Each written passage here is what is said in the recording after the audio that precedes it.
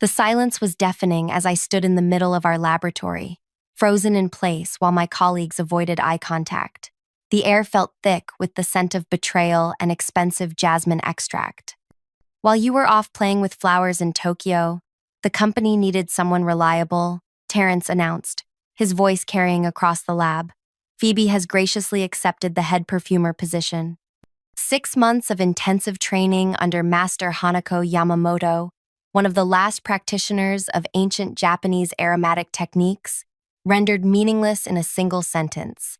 7 years of research, overnight shifts, and innovative formulations, all dismissed as playing with flowers. Phoebe stood beside Terrence, wearing a cream-colored dress that probably cost more than my monthly salary. She'd been with the company for exactly 14 weeks. Her previous experience consisted of a basic cosmetics certification and being Terrence's brother's daughter. The board unanimously approved my decision, Terrence continued, though I knew the board meant him and his 2 golf buddies. Phoebe has shown remarkable aptitude. Her signature scent will headline our collection at the International Fragrance Exhibition next month. I felt 20 pairs of eyes on me, waiting for my reaction. The promotion wasn't just a title. It was the culmination of a secret project our founder Ingrid had entrusted to me before her retirement. A revolutionary approach to fragrance that could transform our boutique house into a global phenomenon. Thanks to your absence, family comes first around here, Terrence added, arms crossed, a smirk playing on his thin lips. I smiled back, not the reaction he expected. What's so amusing? He demanded, nostrils flaring.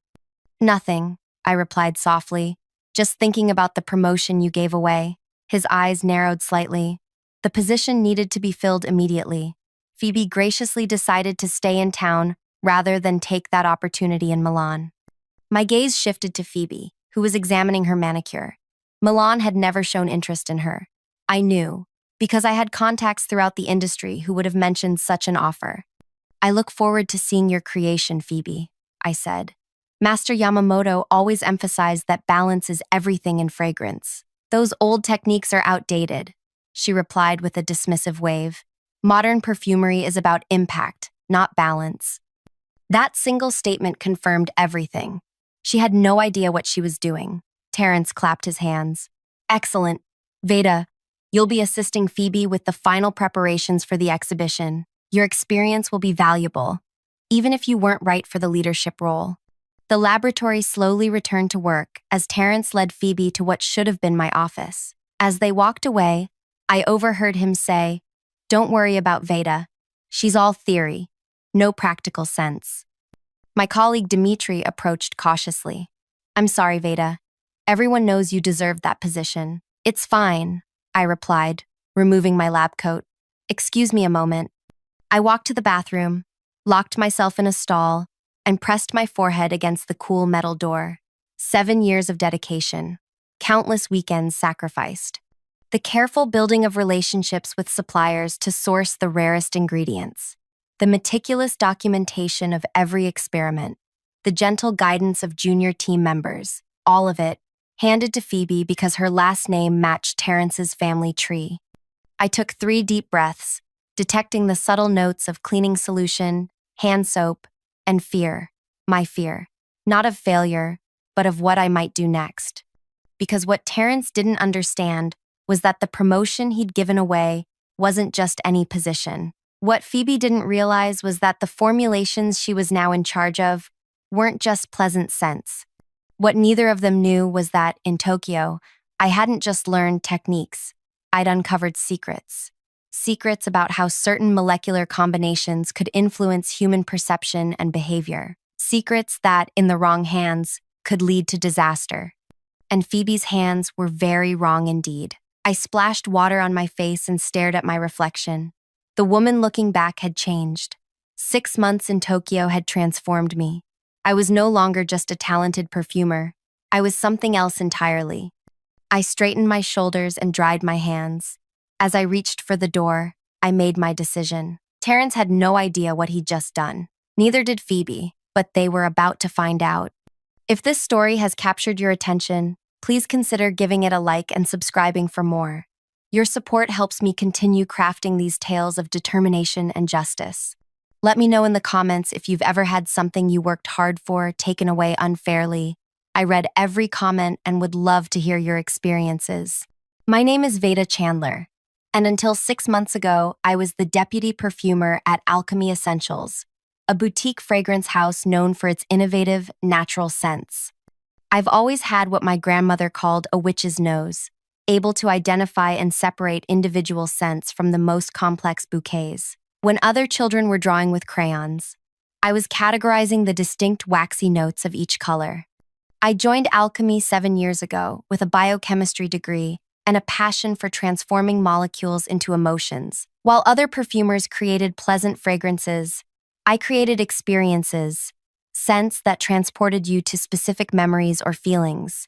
This gift caught the attention of Ingrid Northwood, our founder and a legend in the fragrance world. Ingrid became my mentor, recognizing something in me that others missed. She wasn't interested in commercial success alone. She believed fragrances could do more than smell nice. They could heal, inspire, and transform. 3 years into my tenure, Ingrid shared a secret with me. Veta, she said, her voice soft in her private lab. Throughout history, certain master perfumers discovered that specific molecular combinations could influence human perception and behavior. Not in a mystical way, but through neurological pathways. The ancient temples used these techniques in their ceremonies. She showed me delicate scrolls and worn journals, her collection of fragrance history that few had ever seen. Modern science is only beginning to understand what ancient masters knew intuitively, she continued. Certain scent molecules can trigger specific responses in the brain, feelings of trust, alertness, calm, or even subtle anxiety. Over the next 4 years, Ingrid and I worked quietly on what she called the Harmony Project, a revolutionary approach to fragrance that went beyond pleasant smells to create beneficial sensory experiences. We conducted careful research, documenting every experiment and discovery. As Ingrid prepared for retirement, she arranged for me to train with Master Hanako Yamamoto in Tokyo, one of the last practitioners of these ancient techniques. This knowledge is powerful, Ingrid warned before I left. It must be used with respect and precision. One molecule out of balance can transform a beneficial scent into something quite different. Terrence had been appointed interim CEO after Ingrid's retirement. He was a marketing executive who knew nothing about fragrance creation but plenty about profit margins. He reluctantly approved my Tokyo training but made it clear he considered it an unnecessary expense. In Tokyo, Master Hanako taught me that the most powerful fragrances worked through subtle influence, not overwhelming force. The Western approach is often too direct, she explained as we worked. They create scents that shout. We create scents that whisper directly to the brain. I learned techniques for formulating molecules that could induce specific states of mind, clarifying focus, enhancing empathy, alleviating anxiety. But I also learned the dangers of imbalance, how the same molecular structures, when improperly formulated, could induce opposite effects. Balance is everything, Master Hanako emphasized daily. Respect the power you hold. When I returned from Tokyo last week, I discovered chaos at Alchemy. Terrence had accelerated the timeline for our signature collection launch to coincide with the International Fragrance Exhibition, FS, just 4 weeks away. And now, Phoebe, with her 14 weeks of experience, was in charge of the entire project. After the announcement of Phoebe's promotion, Dimitri filled me in on what had happened during my absence. She changes formulations without testing, he whispered as we worked in the lab. She doubles concentrations because she thinks scents should be stronger. She ignores safety protocols because they're too slow. Has anyone seen her actual work? I asked. Terrence won't allow criticism, Dimitri replied. Last week, Alexis suggested additional testing for Phoebe's signature scent, and Terrence removed her from the exhibition team. That evening, I stayed late, ostensibly to catch up on missed work. Once everyone had left, I carefully examined Phoebe's formulation notebooks. What I found terrified me. Phoebe had taken our delicate, balanced formulations and brutalized them. She'd increased potent compounds to dangerous levels, mixed incompatible molecules, and ignored crucial stabilizing agents. Her signature scent, the one Terrence planned to feature prominently at the exhibition, contained exactly the combinations Master Hanako had warned against. In a controlled environment like our lab, the problems weren't obvious. But under exhibition conditions, warm rooms, hundreds of people, changing humidity, these imbalances could trigger reactions ranging from headaches to acute anxiety. I sat back, stunned by the potential disaster looming. Buyers, critics, and industry leaders would all be exposed to these unstable compounds. The reputation Ingrid had built over decades could be destroyed in an evening.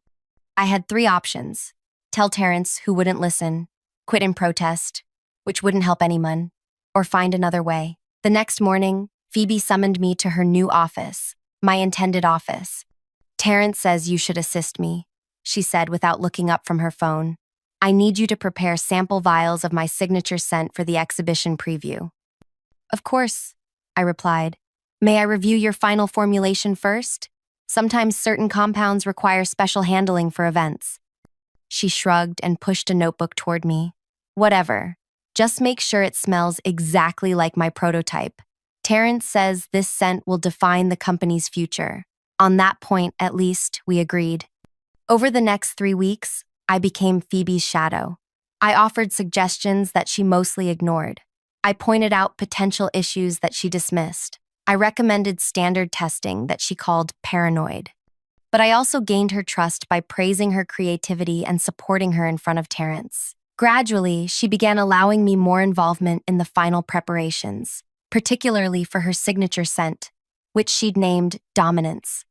An appropriate name, though not in the way she intended. 2 days before the exhibition, disaster struck. During a final formulation session, Phoebe accidentally knocked over a bottle of essential compound, losing half our prepared stock of her signature scent.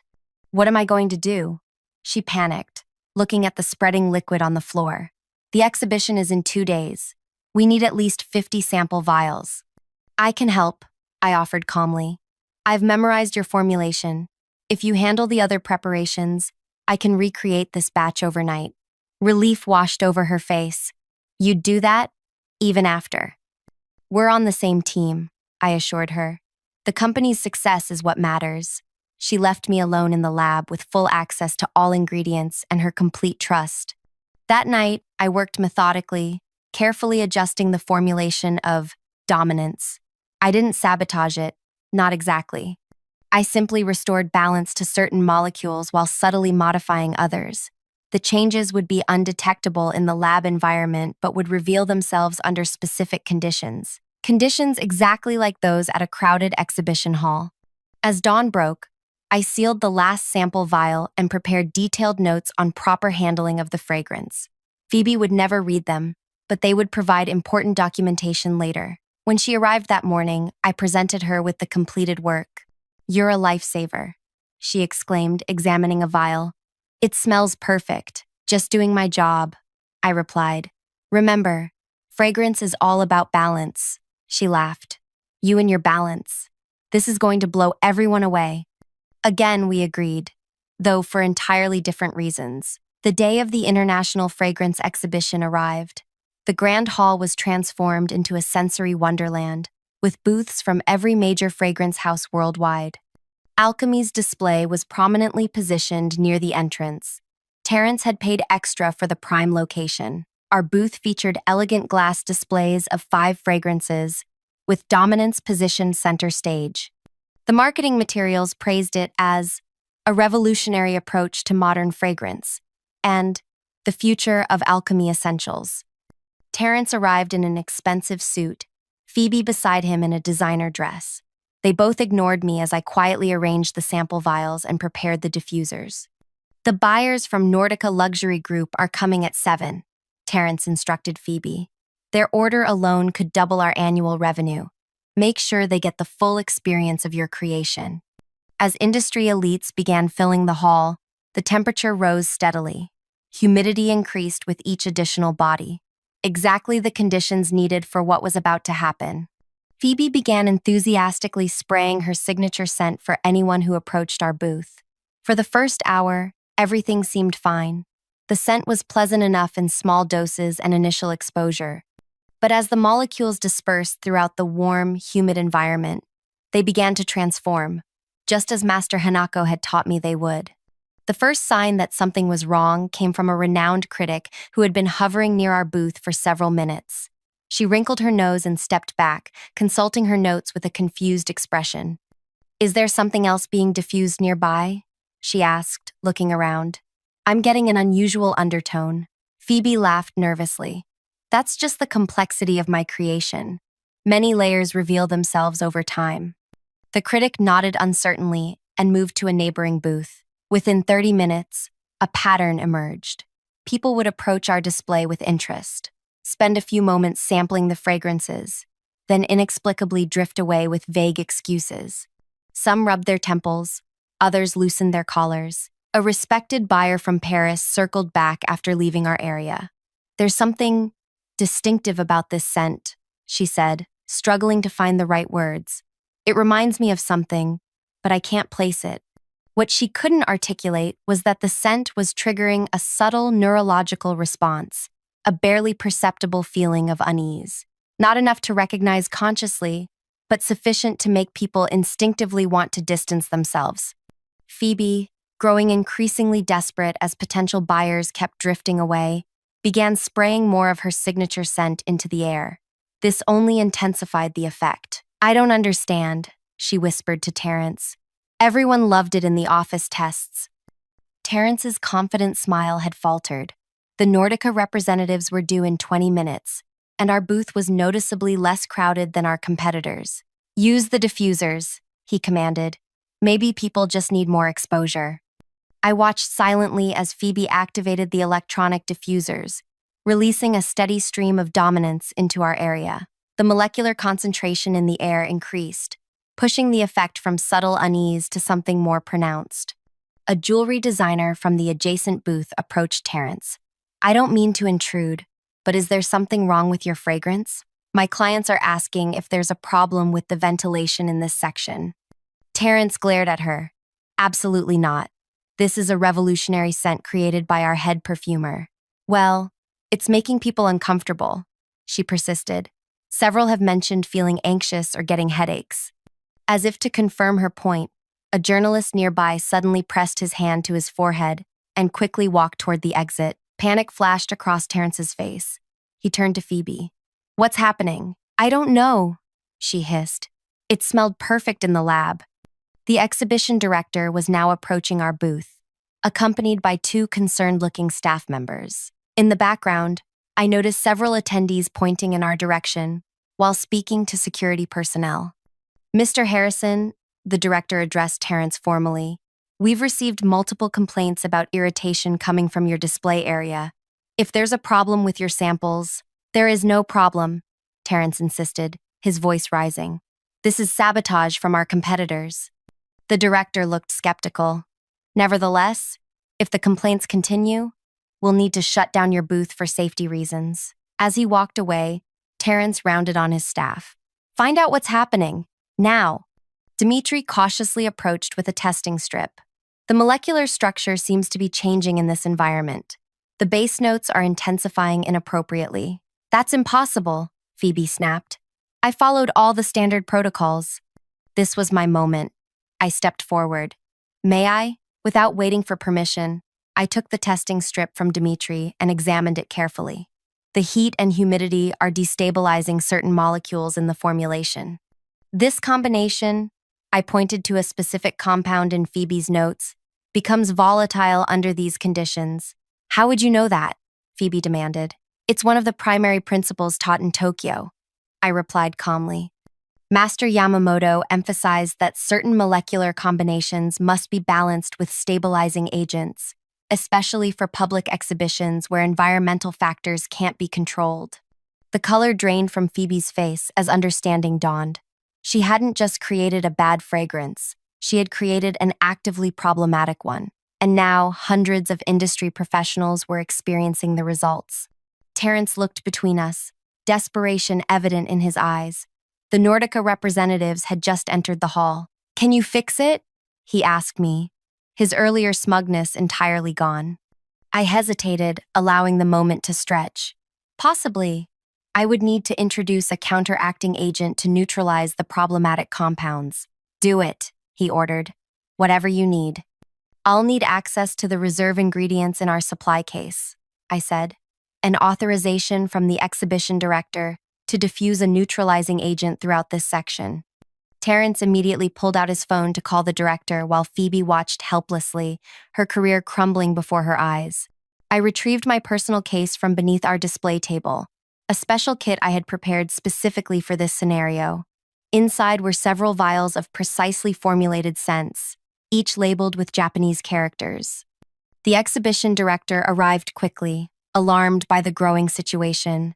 "What exactly is happening here?" he demanded. I explained in technical terms how certain molecular combinations could become unstable under specific environmental conditions. I described the subtle neurological effects such compounds could trigger and emphasized that while uncomfortable, they weren't dangerous. "I've prepared a neutralizing agent," I concluded, holding up a crystal vial containing an amber liquid. "It will stabilize the existing compounds and eliminate the negative effects." The director, a former chemist himself, nodded in understanding. "How quickly will it work?" "Almost immediately," I assured him. "The molecules are designed to bind with and transform the problematic compounds." With his authorization, I uncapped the vial and carefully added its contents to the exhibition hall's central diffusion system. Within minutes, the subtle atmosphere of anxiety began to dissipate. People who had been avoiding our section gradually returned, their expressions relaxing. What they were experiencing now was the true art I had learned in Tokyo, a perfectly balanced composition that created a sense of mental clarity and emotional calm. Not overpowering, not manipulative, but gently supportive of the natural human state. The Nordica representatives, who had been waiting cautiously at the periphery, finally approached our booth. "What exactly happened here?" their lead buyer asked Terrence. Before he could fabricate an explanation, I stepped forward. "A valuable lesson in the importance of proper training and respect for ancient techniques. The original formulation was unbalanced, but now you're experiencing what our founder always envisioned: fragrances that enhance rather than overwhelm." I explained the principles behind what they were now experiencing, how certain molecules could support cognitive clarity and emotional balance when properly formulated. "This is remarkable," the buyer said, closing her eyes to better experience the scent. "It's subtle, yet effective. I feel more focused, more present." "That's exactly the intention," I replied. "Our founder believed fragrance should be a supportive presence, not an aggressive one." For the next hour, I became the de facto representative of alchemy essentials. Critics, buyers, and even competitors gathered to hear about the techniques I had learned in Tokyo. I shared just enough to fascinate without revealing the carefully guarded secrets of Master Hanako's teaching. Terrence stood to the side, watching as industry leaders who had previously ignored him now engaged enthusiastically with me. Phoebe had disappeared entirely, too humiliated to face the crowd. The Nordica representatives, impressed by both the recovered situation and my knowledge, requested a private meeting for the following morning. "We're interested in an exclusive arrangement," their lead buyer whispered to me. "Not with just anyone at Alchemy, but specifically with you." As the exhibition drew to a close, the director approached with several board members from the International Fragrance Association. "That was quite a demonstration," he said. "Intentional or not, you've given us all a powerful lesson in respect for fragrance chemistry." "Some lessons need to be experienced to be truly understood," I replied. After the attendees had departed, I found Terrence sitting alone in our disheveled booth, tie loosened and expression grim. "The board chairman called," he said without looking up. "There's an emergency meeting tomorrow morning." "I assumed there would be," I replied, packing my materials. "You knew this would happen," he said. "It wasn't a question. I knew an unbalanced formulation would become problematic under exhibition conditions. Yes, any properly trained perfumer would have known that. You could have prevented it. You could have corrected Phoebe's work beforehand." I paused, meeting his gaze directly. "The way you prevented a qualified professional from receiving the position she earned? The way you corrected your mistake of appointing an unqualified family member to a critical role?" He had no response. "See you at the board meeting," I said, walking away.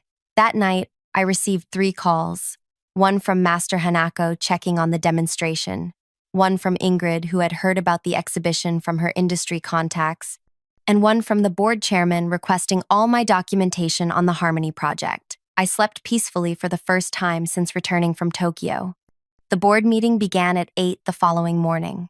I arrived early with a comprehensive presentation, my training certificates from Tokyo, detailed notes on the Harmony project spanning 7 years, correspondence with Ingrid confirming her intentions for my role upon return, and complete documentation of the molecular issues with Phoebe's formulations. Terrence arrived minutes before the meeting began, Phoebe notably absent, the boardroom filled with senior executives and major shareholders, many of whom I'd never met. The chairman called the meeting to order with a grave expression. Yesterday's incident at the International Fragrance Exhibition has created significant concern, he began. Our company was publicly embarrassed, and preliminary reports suggest negligence in our quality control processes. Terrence immediately launched into a defense, blaming unusual environmental conditions and suggesting that competitors might have interfered with our display. The chairman let him finish, then turned to me. Ms. Chandler, would you please explain exactly what happened yesterday from a technical perspective? For the next 30 minutes, I walked the board through the science of molecular stability in fragrance compounds. I explained how certain combinations required specific balancing agents, particularly in uncontrolled environments. I detailed the neurological pathways through which fragrances influenced perception and behavior. I never directly accused Phoebe or Terrence of incompetence. I didn't need to. The technical evidence spoke for itself. When I finished, the chairman nodded thoughtfully. And the recovery? The neutralizing agent you used was quite effective, according to multiple reports. That was an application of the techniques I studied in Tokyo, I explained. Master Hanako's teachings emphasize harmony and balance, principles our founder also valued deeply. The chairman turned to Terrence. Did you review Ms. Chandler's training reports from Tokyo before making staffing decisions? Terrence shifted uncomfortably. Those reports weren't relevant to operational needs. The company required immediate leadership in the perfumer position. Interesting, the chairman replied, because we have here a letter from Ingrid Northwood, dated before her retirement, explicitly stating that the Tokyo training was the final preparation for Ms. Chandler to assume the head perfumer role upon her return. He held up a document I had never seen. Furthermore, we have confirmation that Nordica Luxury Group has offered an exclusive contract with Alchemy Essentials, contingent specifically on Ms. Chandler leading the fragrance development team. The room fell silent as the implications became clear. The board has reached a decision, the chairman continued. Effective immediately, Veta Chandler will assume the position of head perfumer and creative director for Alchemy Essentials, with full authority over all fragrance development. He turned to Terrence. Mr. Harrison will transition to regional sales director, focusing on our existing product lines in secondary markets. Terrence's face flushed dark red. This is outrageous. One incident doesn't. This isn't about one incident, the chairman interrupted. This is about respecting the vision of our founder and recognizing exceptional talent. The board vote was unanimous. He stood, effectively ending the discussion. Ms. Chandler, please prepare a complete recovery plan by the end of the week. The rest of you, thank you for your time. As the board members filed out, many stopped to congratulate me. Terrence remained seated, staring at the table as his career imploded around him. When we were alone, he finally looked up. You planned this from the beginning. You let Phoebe fail spectacularly to prove a point. No, I corrected him. I simply allowed natural consequences to unfold. Phoebe was never qualified for the position, something you knew but ignored. I didn't sabotage her work. I just didn't prevent the inevitable failure her inexperience would cause. I gathered my materials. The difference between us, Terrence, is that I understand the power of balance in molecules, in business relationships, in justice. He glared at me. So this was your revenge? Humiliating me and ruining my niece's career? I smiled slightly. This wasn't revenge. This was restoration. There's an important distinction. As I walked toward the door, I paused. Oh, and Terrence?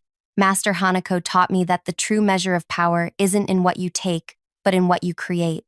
I've just created a future for alchemy that honors its past while embracing innovation. What have you created lately, besides nepotism?